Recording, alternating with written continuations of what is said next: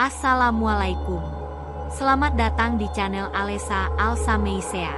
Pernahkah kau merasakan sebuah rumah yang terlalu sunyi, terlalu dingin, seperti menyimpan napas makhluk yang tak lagi hidup? Inilah kisah Arini, seorang gadis cantik berusia 22 tahun, yang bersama keluarganya pindah ke sebuah kota kecil di Wonosobo. Mereka tak tahu bahwa di dalam rumah baru itu ada sesuatu yang menunggu di balik sebuah cermin tua yang seharusnya tidak pernah ditemukan. Ketika bayangan tak lagi mengikuti cahaya, dan suara tua terdengar dari tempat yang tak terlihat, hanya satu yang bisa kau harapkan, bahwa cermin itu tidak memanggil namamu. Selamat datang di cerita horor mencekam, Sukma. Langit Wonosobo sore itu berwarna kelabu.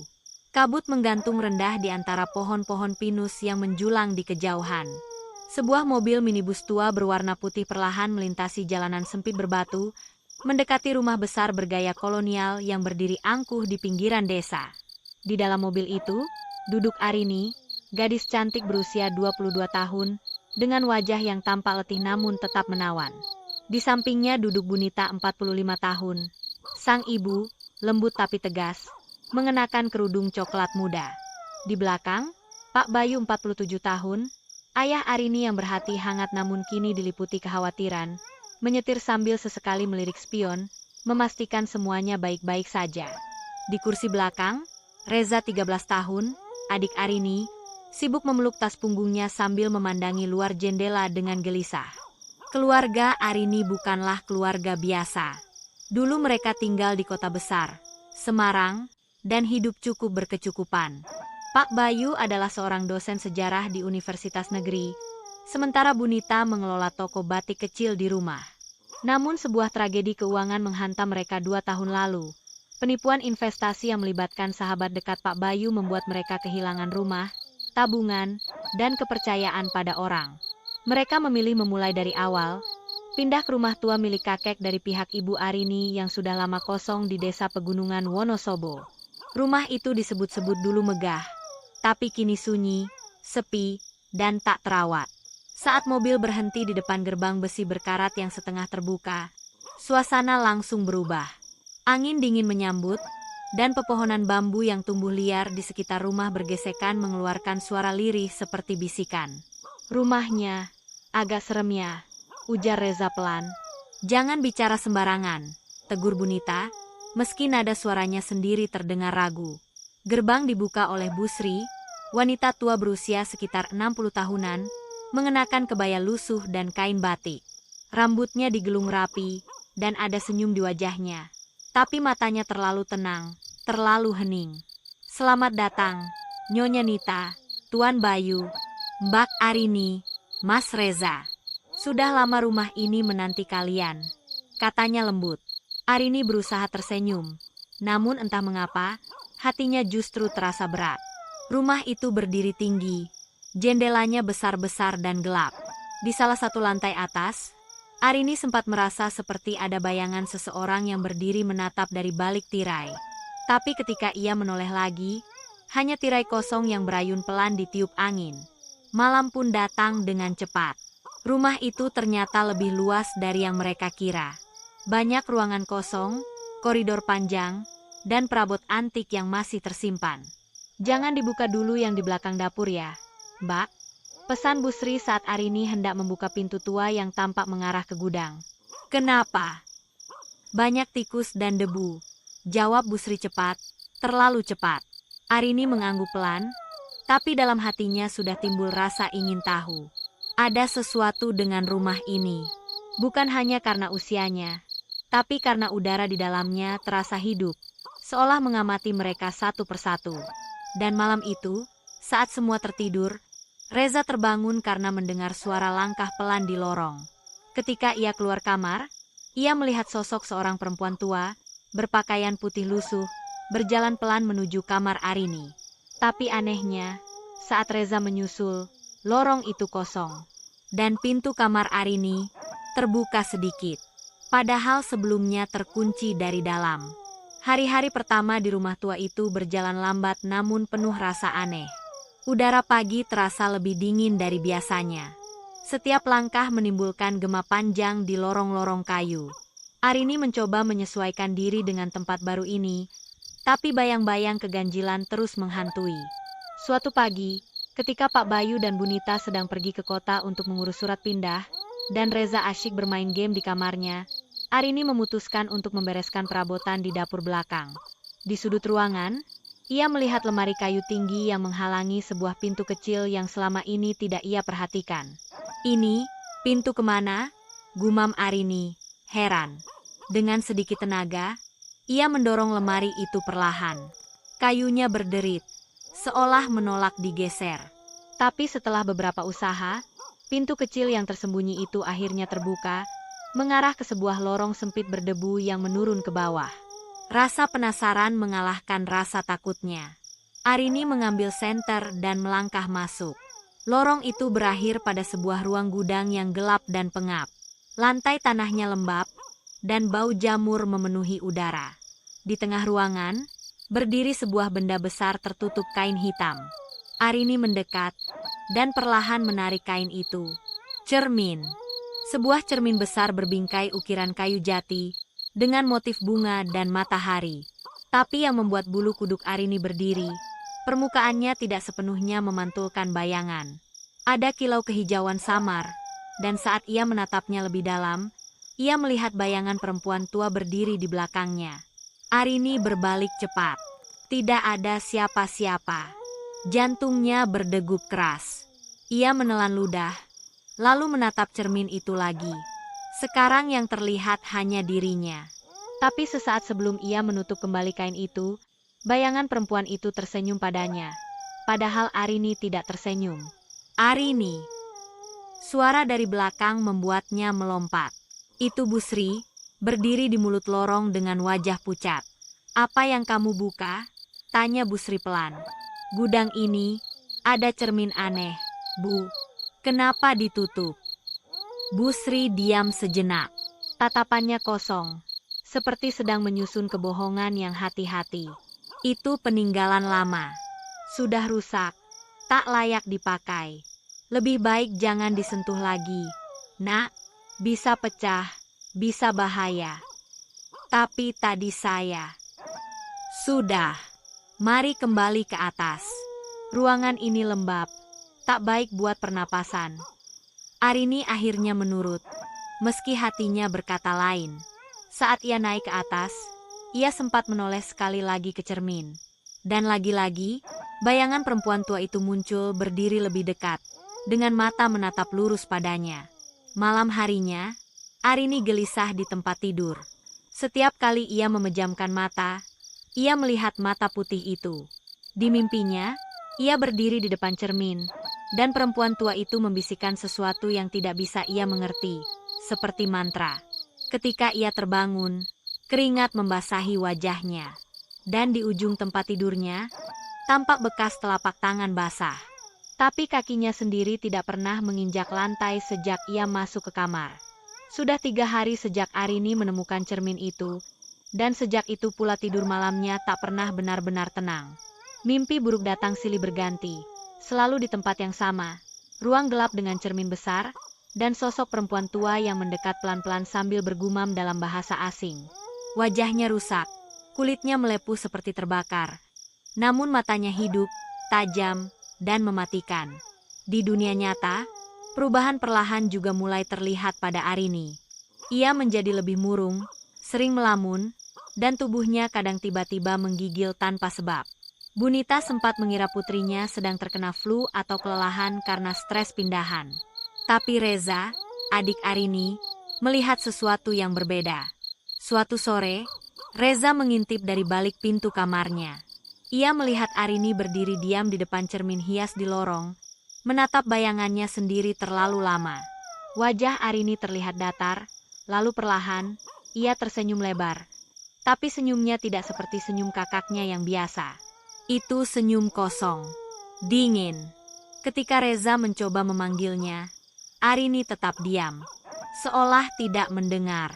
Baru ketika Bunita memanggil dari dapur, ia seperti tersadar, menoleh, dan senyumnya langsung menghilang.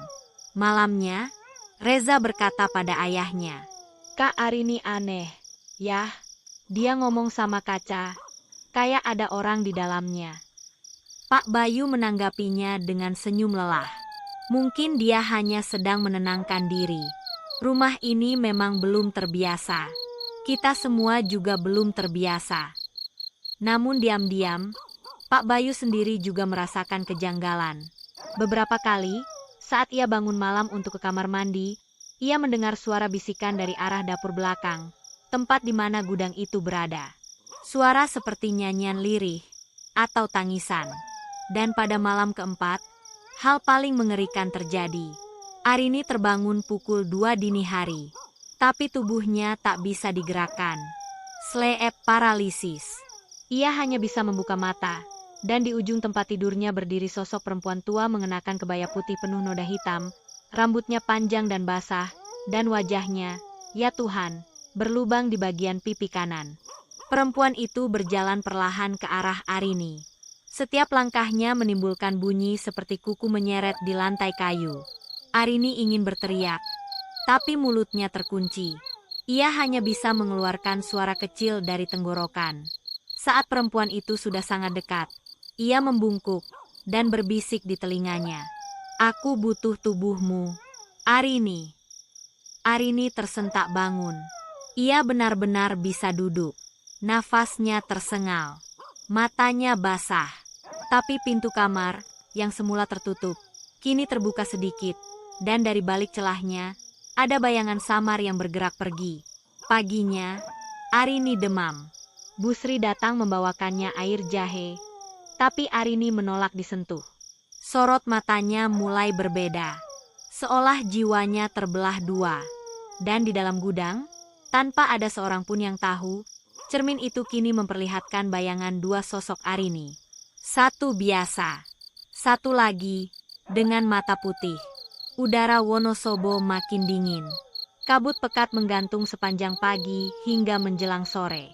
Rumah itu semakin terasa mencekik. Arini, yang dulu ceria, kini sering murung dan bicara sendiri. Kadang-kadang, Bunita mendengar suara Arini tertawa, padahal ia sedang sendirian di kamar. Tertawanya bukan tawa ringan, tapi tawa aneh, parau, seperti keluar dari kerongkongan perempuan tua. Suatu malam, Reza memberanikan diri mengintip dari celah pintu kamar Arini. Dan yang dilihatnya membuat tubuhnya membeku. Arini sedang berdiri telanjang kaki di depan cermin rias. Tubuhnya kaku seperti patung. Tapi yang membuat Reza hampir menjerit, bayangan Arini di dalam cermin tidak sama dengan gerak tubuhnya. Bayangannya tersenyum, sementara Arini nyata hanya diam. Dan kemudian, bayangan itu mengedipkan mata satu kali, pelan-pelan, ke arah Reza yang sedang mengintip. Pagi harinya, Reza tak tahan lagi. Ia menangis dan memeluk Bu Sri di dapur. Mbak Arini bukan Mbak Arini lagi, Bu. Dia berubah. Dia kayak dikendalikan orang. Bu Sri diam. Matanya yang mulai berkaca-kaca menatap kosong ke arah jendela, seperti sedang membuka kembali lipatan masa lalu. Akhirnya, ia bicara. Nak Reza, kalian tak seharusnya tinggal di rumah ini. Bu Sri lalu mengajak Reza dan diam-diam juga Pak Bayu ke ruang belakang, ke loteng kecil yang selama ini selalu terkunci. Dari dalam lemari tua, Bu Sri mengeluarkan sebuah kotak kayu berdebu, lalu membuka isinya, berisi foto-foto lama, potongan kertas mantra kuno, dan satu lembar potret perempuan muda berwajah sangat cantik, berpakaian kebaya hitam dan berkalung emas besar. Namanya Sukma. Dia istri dari ayahnya Ibu Nita, nenek tiri dari Arini. Dulu ia terkenal karena kecantikannya, dan karena itu pula ia tak rela menua. Dia mulai belajar ilmu dari orang-orang luar Jawa. Ilmu untuk awet muda. Tapi ilmunya salah. Dia tak hanya belajar menahan usia. Dia ingin mencuri tubuh anak muda. Pak Bayu menelan ludah. Mencuri tubuh. Sukma membuat perjanjian dengan makhluk dari cermin. Dia memenjarakan jiwanya di dalam cermin itu. Setelah tubuhnya mati, jiwanya tetap hidup, menunggu orang yang cukup cocok untuk ditempeli. Dan Arini, kata Pak Bayu pelan, Arini yang jadi targetnya. Bu Sri mengangguk.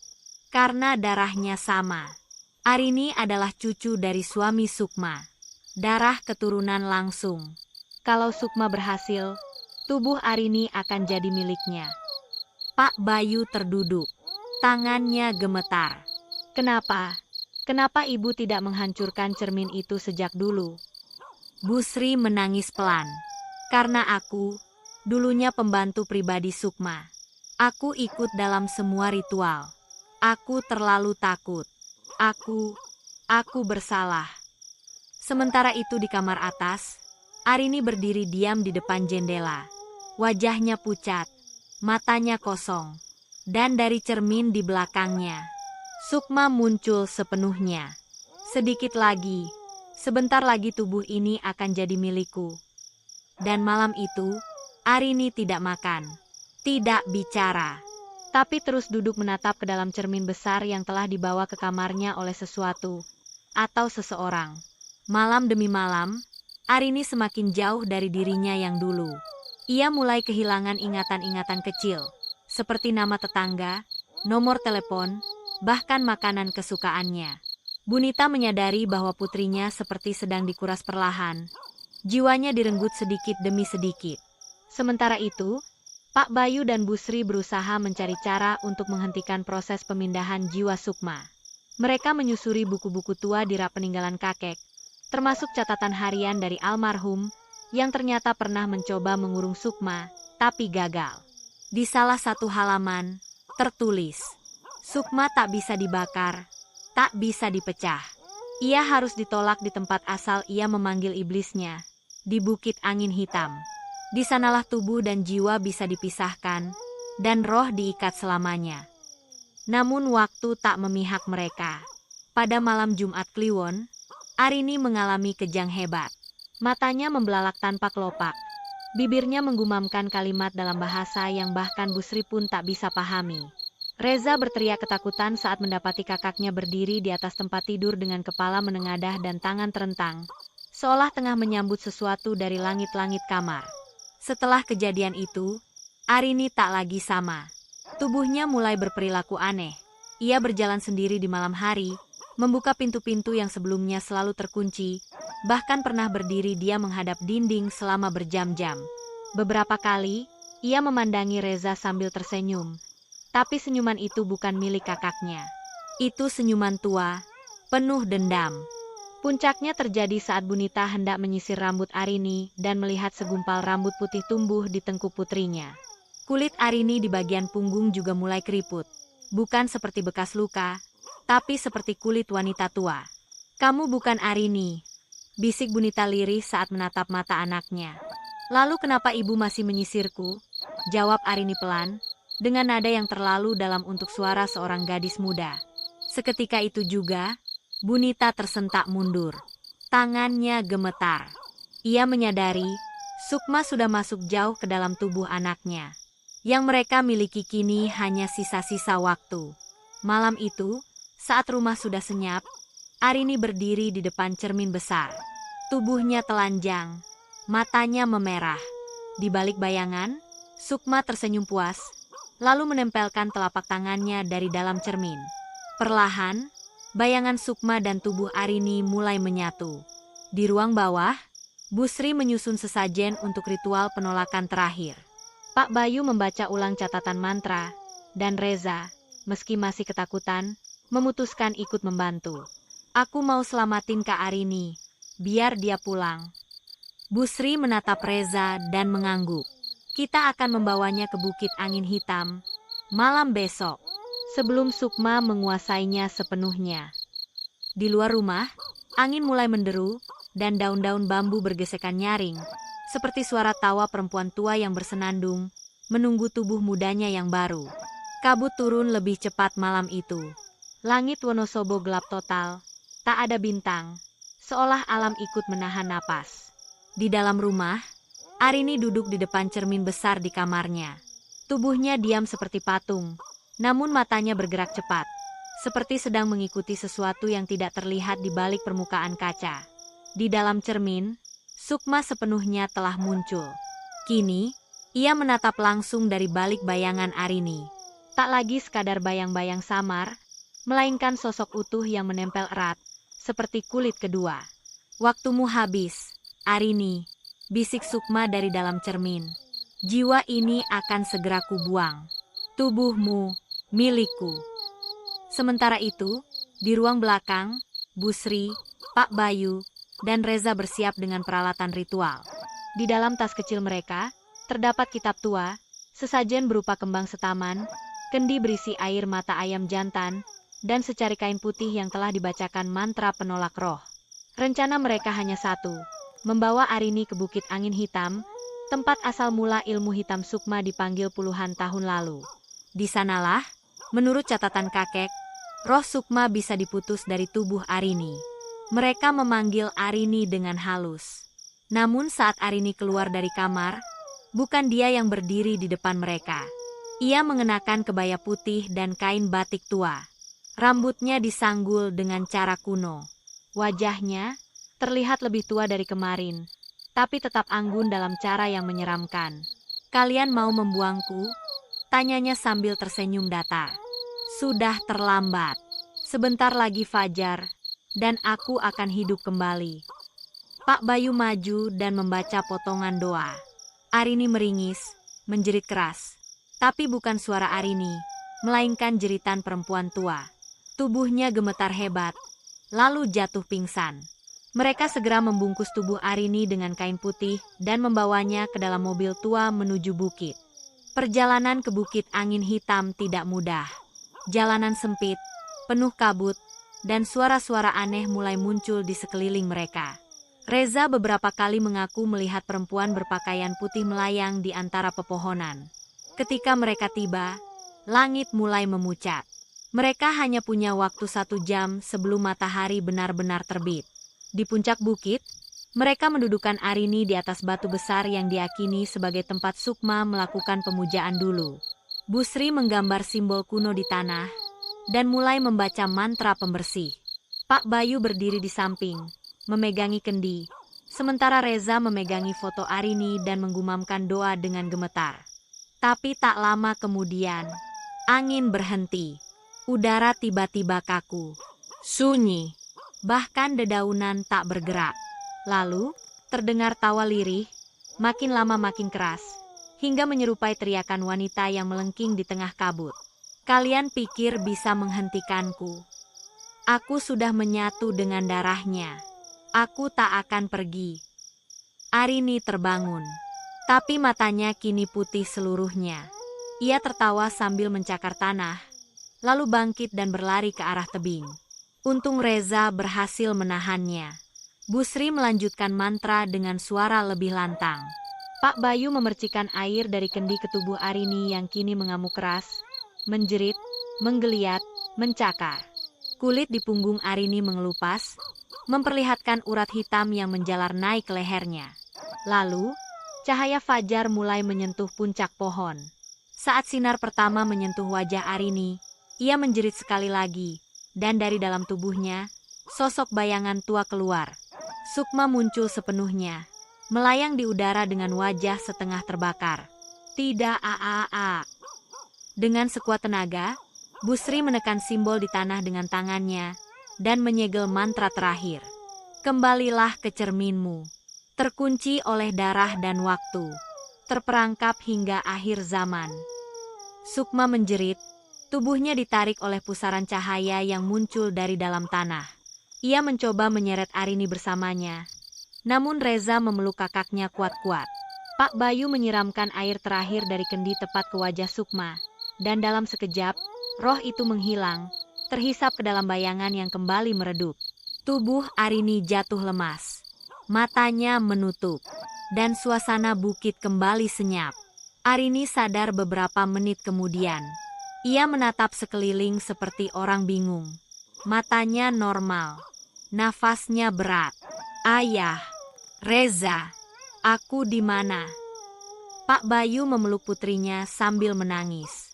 Busri tersungkur, menangis lega, tapi di balik senyumnya, tampak mata tuanya yang mulai meredup. Beberapa hari telah berlalu sejak kejadian di Bukit Angin Hitam. Arini kini perlahan pulih, Meski ingatannya tentang malam-malam saat dirasuki Sukma masih samar dan gelap, ia sering terdiam lama, seolah mencoba menyusun kembali kepingan dirinya yang berserakan. Reza kini tak pernah lagi tidur sendiri. Ia masih terbangun di malam hari, ketakutan akan bayangan putih yang bisa saja muncul kembali. Tapi ada satu hal yang benar-benar mengganggunya. Busri, wanita tua yang selama ini setia menjaga rumah, mendadak jatuh sakit tak lama setelah ritual penyegelan. Tubuhnya melemah, matanya makin redup, dan ia lebih sering terdiam di kursi bambu di teras belakang, memandangi pepohonan dan kabut pagi. Suatu sore, Busri memanggil Arini. "Nak Arini, aku tak bisa lama lagi. Sukma memang pergi, tapi tubuh ini membayar harganya.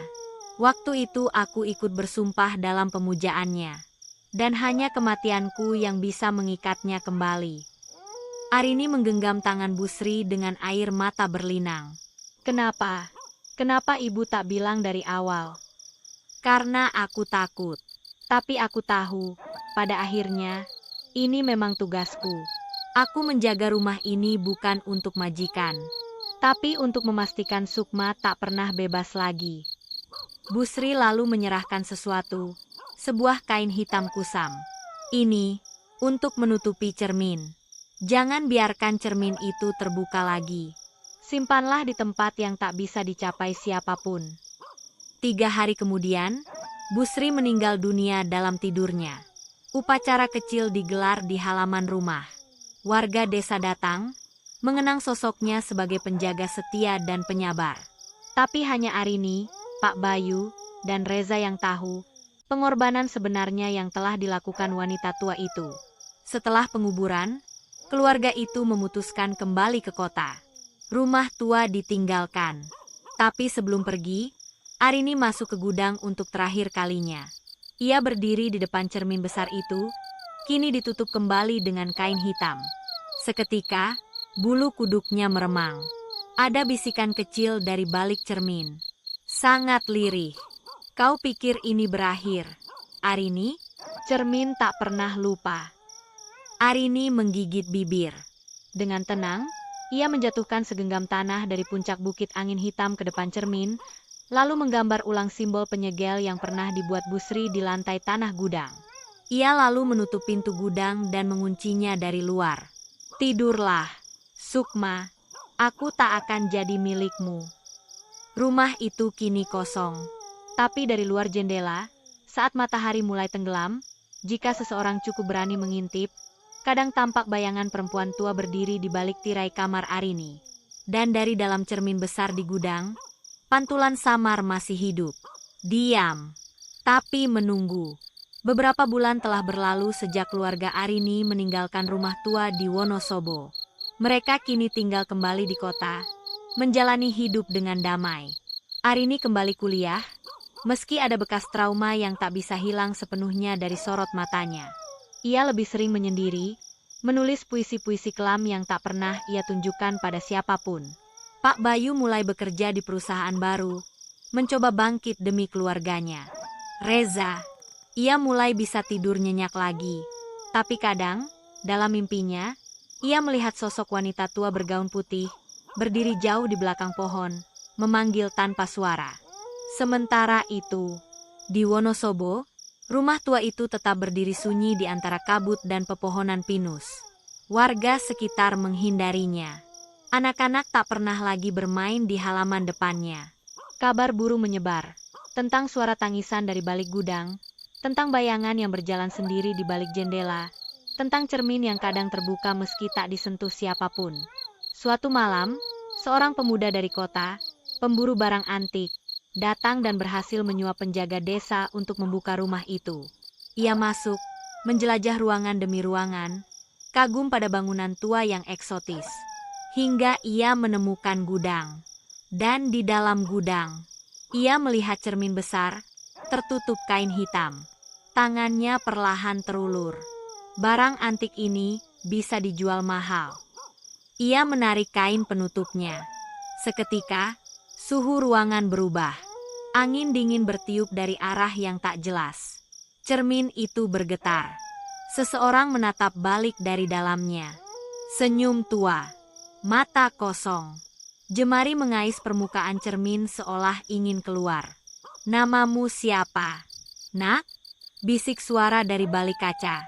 Cermin itu terbuka lagi. Dan Sukma belum selesai. Setiap cermin menyimpan pantulan. Tapi tidak semua pantulan adalah milikmu. Sukma telah memilih tubuh barunya.